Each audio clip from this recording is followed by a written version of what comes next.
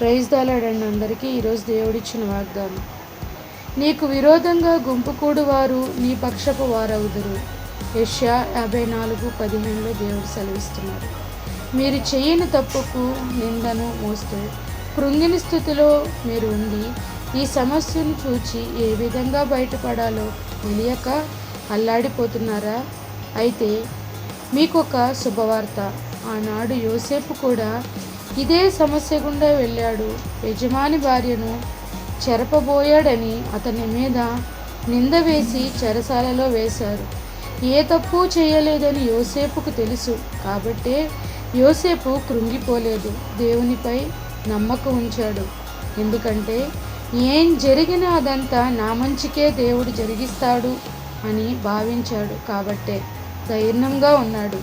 అతని విశ్వాసాన్ని చూచిన దేవుడు యోసేపుని నిరపరాధిగా విడిపించడమే కాకుండా ఆ దేశానికి ప్రధానమంత్రిని చేశాడు.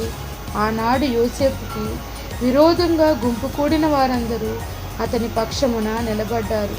దూరమైపోయిన వారి కుటుంబ సభ్యులను దేవుడు దగ్గర చేశాడు. సహోదరి సహోదరుడా, ధైర్యంగా ఉండండి. ఈరోజు మీరు ఎటువంటి పరిస్థితి గుండా వెళ్తున్నా అవన్నీ మీ మంచి కోసమే జరుగుతున్నాయని భావించండి.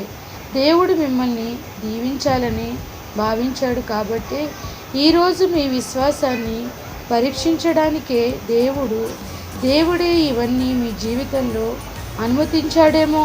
ప్రార్థనలో బలంగా ఉండండి. మీ విశ్వాసాన్ని మాత్రం కోల్పోవద్దు. మీరు ఏ తప్పు చేయలేదనే విషయం త్వరలోనే అందరికీ తెలిసేలా దేవుడు అద్భుత కార్యము మీ జీవితంలో చేయబోతున్నాడు. అప్పటి వరకు ఓపికతో ఎదురు చూడండి. త్వరలో మీ మీద పడిన నిందను, అవమానపు మరకలను తుడిచివేసి దేవుడు మీకు రెట్టింపు ఘనతను ఇవ్వబోతున్నాడు. మరుగైనదేదియు బయలుపరచబడకపోదు, రహస్యమైనదేదియు తెలియబడకపోదు. లూకా 12:2. సమస్తము మన దేవునికే మహిమ కలుగును గాక. ఆమేన్. ప్రైజ్ ద లార్డ్ అండి.